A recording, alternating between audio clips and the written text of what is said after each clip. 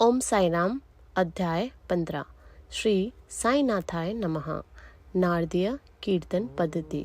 श्री चोलकर की शक्कर रहित चाय, 2 छिपकलियाँ। पाठकों को स्मरण होगा कि छठे अध्याय के अनुसार शिरडी में रामनवमी उत्सव मनाया जाता था। यह कैसे प्रारंभ हुआ और पहले वर्ष ही इस अवसर पर कीर्तन करने के लिए एक अच्छे हरिदास के मिलने में क्या क्या कठिनाई हुई, इसका भी वर्णन वहाँ किया गया है। इस अध्याय में दासगणु की कीर्तन पद्धति का वर्णन होगा। नारदीय कीर्तन पद्धति।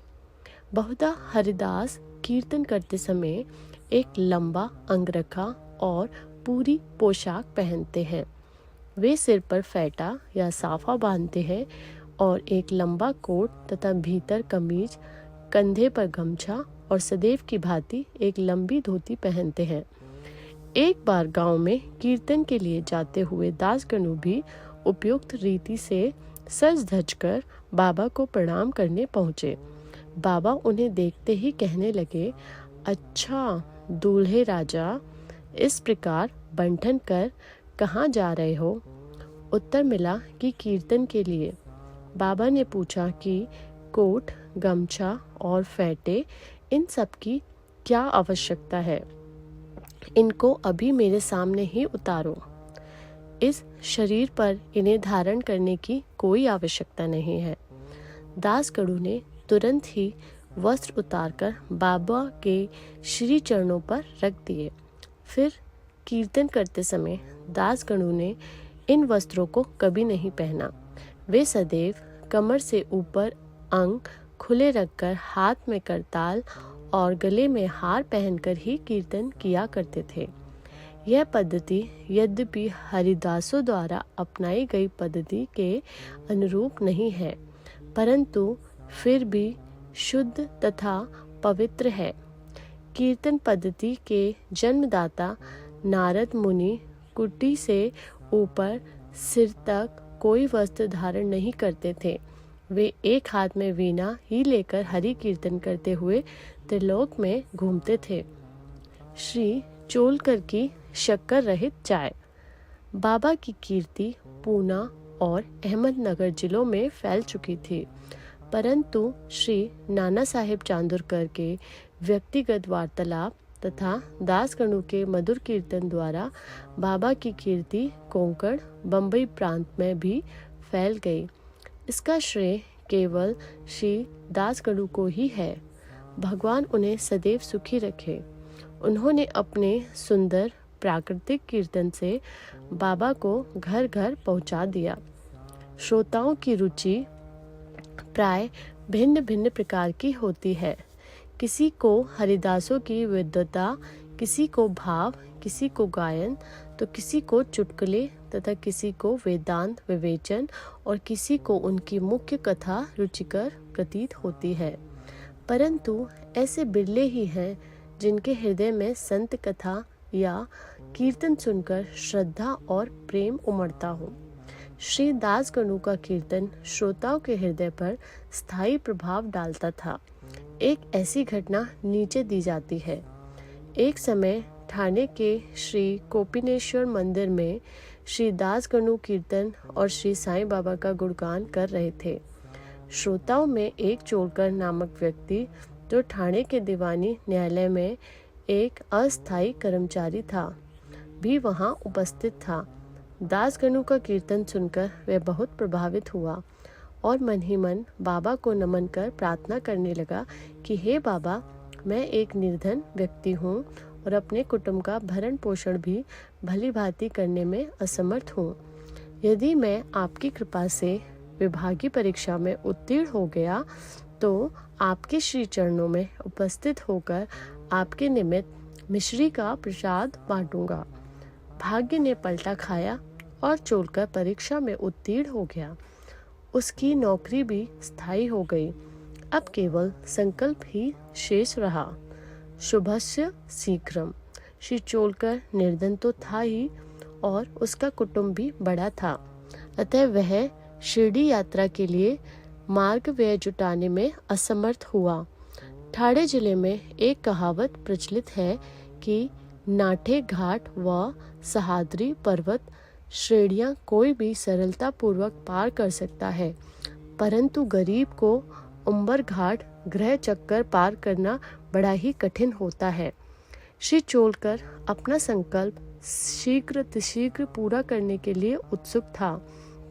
उसने मितव्ययी बनकर अपना खर्च घटाकर पैसे बचाने का निश्चय किया। इस कारण उसके बिना शक्कर की चाय पीना प्रारंभ किया और इस तरह कुछ द्रव्य एकत्रित कर वह शिरडी पहुंचा। उसने बाबा का दर्शन कर उनके चरणों पर गिरकर नारियल भेंट किया तथा अपने संकल्पानुसार श्रद्धा से मिश्री वितरित की और बाबा से बोला कि आपके दर्शन से मेरे हृदय को अत्यंत प्रसन्नता हुई। मेरी समस्त इच्छाएं तो आपकी कृपा दृष्टि से उसी दिन पूर्ण हो चुकी थी। मस्जिद में श्री चोलकर का आतिथ्य करने वाले श्री बापू साहिब जोग भी वहां उपस्थित थे। जब वे दोनों वहां से जाने लगे तो बाबा जोग से इस प्रकार कहने लगे कि अपने अतिथि को चाय के प्याले अच्छी तरह शक्कर मिलाकर देना। इन अर्थपूर्ण शब्दों को सुनकर श्री चोलकर का हृदय भर आया और उसे बड़ा आश्चर्य हुआ। उनके नेत्रों से अश्रुधाराएं प्रवाहित होने लगी और वे प्रेम से विह्वल होकर श्री चरणों पर गिर पड़े। श्री जोग को अधिक शक्कर सहित चाय के प्याले अतिथि को दो, यह विचित्र आज्ञा सुनकर बड़ा कौतूहल हो रहा था कि यथार्थ में इसका अर्थ क्या है। बाबा का उद्देश्य तो श्री चोलकर के हृदय में केवल भक्ति का बीजारोपण करना ही था। बाबा ने उन्हें संकेत दिया कि वे शक्कर छोड़ने के गुप्त निश्चय से भली भांति परिचित है। बाबा का यह कथा था कि यदि तुम श्रद्धा पूर्वक मेरे सामने हाथ फैलाओगे तो मैं सदैव तुम्हारे साथ रहूँगा। यद्यपि मैं शरीर से तो यहाँ हूँ, परंतु मुझे 7 समुद्रों के पार भी घटित होने वाली घटनाओं का ज्ञान है। मैं तुम्हारे हृदय में विराजित हूँ, तुम्हारे अंतरस्थ ही हूँ, जिसका तुम्हारे तथा समस्त प्राणियों के हृदय में वास है, उसका ही पूजा करो। धन्य और सौभाग्यशाली वही है जो मेरे सर्वव्यापी स्वरूप से परिचित है। बाबा ने श्री चोलकर को कितनी सुंदर तथा महत्वपूर्ण शिक्षा प्रदान की। 2 छिपकलियों का मिलन। अब हम 2 छोटी छिपकलियों की कथा के साथ ही यह अध्याय समाप्त करेंगे। एक बार बाबा मस्जिद में बैठे थे कि उसी समय एक छिपकली चिक चिक करने लगी। कौतूहलवश एक भक्त ने बाबा से पूछा कि छिपकली के चिकचिकाने का क्या कोई विशेष अर्थ है, यह शुभ है या अशुभ। बाबा ने कहा कि इस छिपकली की बहन आज औरंगाबाद से यहाँ आने वाली है, इसीलिए यह प्रसन्नता से फूली नहीं समा रही है। वह भक्त बाबा के शब्दों का अर्थ ना समझ सका, इसीलिए वह चुपचाप वहीं बैठा रहा। इसी समय औरंगाबाद से एक आदमी घोड़े पर बाबा के दर्शनार्थ आया। वह तो आगे जाना चाहता था, परंतु घोड़ा अधिक भूखा होने के कारण बढ़ता ही ना था। तब उसने चना लाने को एक थैली निकाली और धूल झटकारने के लिए उसे भूमि पर फटकारा तो उसमें से एक छिपकली निकली और सबके देखते देखते ही वह दीवार पर चढ़ गई। बाबा ने प्रश्न करने वाले भक्त से ध्यानपूर्वक देखने को कहा। छिपकली तुरंत ही गर्व से अपनी बहन के पास पहुंच गई थी। दोनों बहनें बहुत देर तक एक दूसरे से मिली और परस्पर चुंबन व आलिंगन कर चारों ओर घूम घूम कर प्रेम पूर्वक नाचने लगे। कहाँ शिरडी और कहाँ औरंगाबाद। किस प्रकार एक आदमी घोड़े पर सवार होकर थैली में छिपकली को लिए हुए वहां पहुंचता है और बाबा को उन 2 बहनों की भेंट का पता कैसे चल जाता है, यह सब घटना बहुत आश्चर्यजनक है और बाबा की सर्वव्यापकता की द्योतक है। शिक्षा। जो कोई इस अध्याय का ध्यान पूर्वक पठन और मनन करेगा, साईं कृपा से उसके समस्त कष्ट दूर हो जाएंगे और वह पूर्ण सुखी बनकर शांति को प्राप्त होगा। श्री सद्गुरु साई नाथार्पण मस्तु। शुभम भवतु। ओम साई राम।